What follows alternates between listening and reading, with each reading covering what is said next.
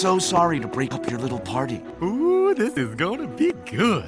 Welcome to MsMojo, and today we're looking at the straight-to-VHS Disney sequels, spin-offs, and continuations of yore. The good, the bad, and the wicked. Spoilers to come, of course. We wouldn't want you to have to write another letter of apology, would we? What do you mean? Chapter 1. The Good. You are part of the great circle of life, I know. Exactly. In the heyday of their greatest 90s hits, Disney did not hesitate to milk their success with straight-to-video sequels like The Lion King 2: Simba's Pride. This sequel follows Simba's daughter Kiara. She strikes up a friendship and later a romance with Kovu, who belongs to a pride once loyal to Scar, to her father's great disapproval. You will not leave Pride Rock. You will stay where I can keep an eye on you, away from him. You don't know him! I know he's following in Scar's paw prints. And I must follow in my father's. Unfortunately, the quality of the animation isn't as good as the original, and Simba is forced to take a more antagonistic role. But using Shakespeare's Romeo and Juliet as the premise was a good choice, considering the original film's indebtedness to Hamlet. It also helps that the soundtrack does have bangers. He Lives in You even made it to the stage show adaptation. My reflection, it lives in you.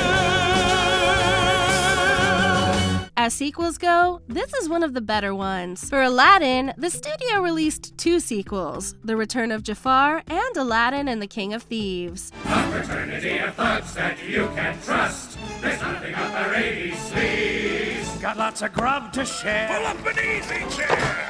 Welcome to the 40 Thieves. The latter is certainly a much better movie, following Aladdin as he finds out his father is not only alive, but is Cassim, the leader of the 40 Thieves. Cassim has been hunting for the hand of Midas that can turn anything it touches into pure gold. It's just a myth. It's not a myth, boy. It was once right here. Look, there's your proof. From stern to stem, every piece of rigging, every peg and board, all of it. Solid gold! But of course, Cassim learns the true treasure is his son, and Aladdin and Jasmine finally get married. It's a rollicking adventure, and even snagged an Annie Award for Best Home Video Production. Nice. If a street rat could have come so far, maybe I could do it. Sure, there's nothing to it. After the success of a Goofy movie, Disney released an extremely goofy movie, an unusually decent continuation. There, Goofy follows his son Max to college and forms a romance with librarian Sylvia, with whom he bonds over 70s disco. Meanwhile, Max signs up for a skateboarding competition against the snobbish Bradley Uppercrust III. I'll see you at the qualifying rounds, freshman. And after, when you'll be bringing me my towel, boy. It may not have the musical chops of its predecessor, but the film explores empty nest syndrome and the college experience with surprising poignancy. This movie also won an Annie Award for Best Animated Home Video Production, for good reason. I might not be your little boy anymore, but I'll always be your son.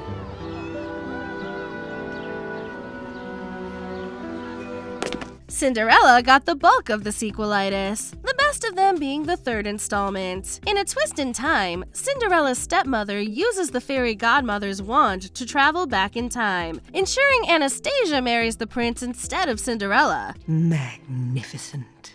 And no one knows except us. Get ready. This is your second chance. Don't waste it. She also casts a spell to prevent the prince from realizing the deceit. It's up to Cinderella to get the wand and her prince back. You're far more persistent than I thought. I am not going to let you get away with this. We already have. I don't think so. It's the sequel that gave us a timeless internet meme, to be sure, but it's great to see Cinderella take action and fight for her happily ever after. The film also continues to develop Anastasia's sympathetic side. For a great twist on the material, this sequel is worth watching. Would you like me to return you to your former lives? Former lives? Why, yes. You see, you two, well, you were already... Oh, never mind. Chapter 2, The Bad. I'm so sorry about the mess. Here, let me help you. No, that's why I'm here, to help you. But of course, for every Lion King 2 and Cinderella 3, there are a dozen effortless cash grabs. Cinderella II Dreams Come True decided to go for an anthology format, featuring 3 stories. This spin-off has the grace of good animation, but the sin of subpar storytelling. But we don't know how to make a book. Oh, don't worry, dear. I think I can help. The first one follows Cinderella throwing her first ball, but being stifled by the expectation of royalty and tradition. The third story is better, following Anastasia's sweet romance with the bread maker. The second story, following Jacques' transformation into a human, is atrocious. This uneven quality definitely makes Cinderella 2 among the worst of the sequels. Poor Cinderella. Please don't cry. Cinderella not happy.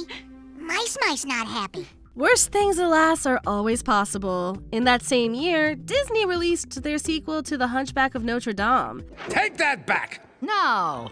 Take that! Esmeralda and Phoebus are now married with a kid, and Quasimodo gets his own romance with circus girl Madeleine. Madeleine, however, is stuck with the villainous magician Sarouche, who forces her to carry out his plans to steal one of Notre Dame's bells. If I have to go up there with my men and do it the hard way, the Hunchback may get hurt. No, you can't. You wouldn't. If you want him alive, then lure the bell ringer away, while I steal La Fidèle.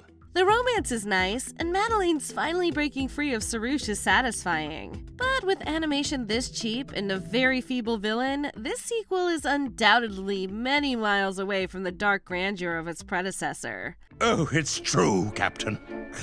And it's my fault. You're confessing?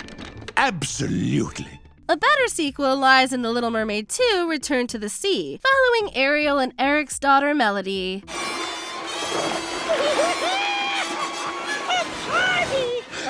Ursula's crazy sister! I didn't miss the cake and ice cream, did I? When Ursula's sister Morgana threatens to kill Melody, Ariel decides to protect Melody by hiding the truth of her half-mermaid heritage from her. Predictably, the girl grows up longing for the sea and wanting to be a mermaid. I wish I could tell my mom how I feel, but she'd never understand. I can talk to crabs, but not to her. Even Disney fans are divided over whether this is one of the good bad or simply bad sequels. It has good animation and character design for sure, with Melody being one of the more realistic and memorable offspring of a Disney princess. Still, this is a blatant rehash of the first movie, this time with Ariel forced to repeat her father's mistakes as the overbearing parent. Your mileage may indeed vary. Melody, listen to me. If there was one thing in my life that I could do over, Too late. Speaking of children who repeat their parents' mistakes, this sequel to Lady and the Tramp is also a very mixed bag. Here, Lady and the Tramp's only son, Scamp, can't stand being a house dog and finally escapes. Wahoo! So long, you house dogs. You can't tell me what to do anymore, 'cause I'm a wild dog. He settles in with the junkyard dogs led by Buster, and even has a romance with Angel, who longs for a family. Of course, Buster is no benevolent leader, and Scamp finally sees the error of his ways, returning home to his family with Angel in tow. Did you help our Scamp out on those lonely streets? Oh, he's a little angel. Again, this has the same character development as the original, except with a brattier protagonist. The superfluous songs and different animation style from the original are also not ideal. Still, its good production values did lead it to be nominated for some Annie Awards, so it wasn't a complete loss. Let me try. Oh, that was smooth. Chapter 3, The Wicked. For the worst of the worst, we're looking at those that truly go off the deep end in terms of production and continuation. Belle's Magical World definitely qualifies. Just because it's your castle doesn't mean you should be rude. Rude, offensive, primitive, abrupt. I know what it means. Like Like Cinderella II, it's also an anthology film of 3 stories, 4 if you watch the special edition, except with worse animation. Arguably, the worst story is when Belle tends to an injured bird, which causes a jealous beast to put it in a cage and demand that it sing for him. If only you treat him with respect, he'll be happy. If he's happy, he'll sing. No! This bird shall sing for my pleasure and mine alone. It is my order. Eventually, he learns once again not to be selfish. Belle is a shadow of her previous character, and the beast's bratty selfishness hits a new low. I don't understand. Are you taking back your apology? It wasn't my letter! But I have it! Show it to me! If you insist. Oy. The original Pocahontas was a feat of animation, but was much criticized for its lack of historical accuracy. So its sequel, Journey to a New World, tries to rectify this, and completely fails. The path ahead, so hard to see. It winds and bends, but where it ends depends on only me. In this film, Pocahontas travels to London with fellow diplomat John Rolfe, just like her real-life counterpart did. But her outrage at witnessing the cruel practice of bear baiting leads King James to imprison her. Her love, John Smith, returns to rescue her, and the company prevents the Armada from going to Jamestown. Why do you speak out when so many doubt you, even when it could mean your life? Because I speak the truth. Except for her protecting the bear, Pocahontas is a pale imitation of her former self, waiting to be rescued and choosing Rolfe over Smith with little justification. Also, this film has Pocahontas impressed by 17th century London. Crowded and loud, but so exciting too, with colors I never even knew. No, just no.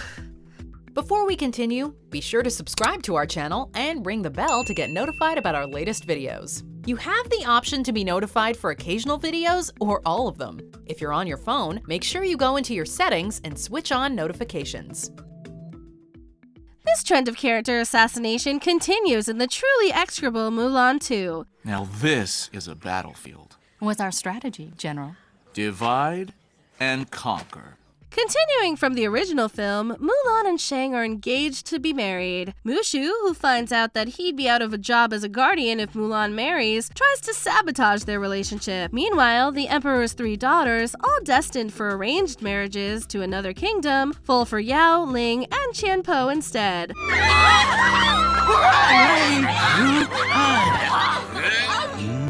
I'm so happy for all of you.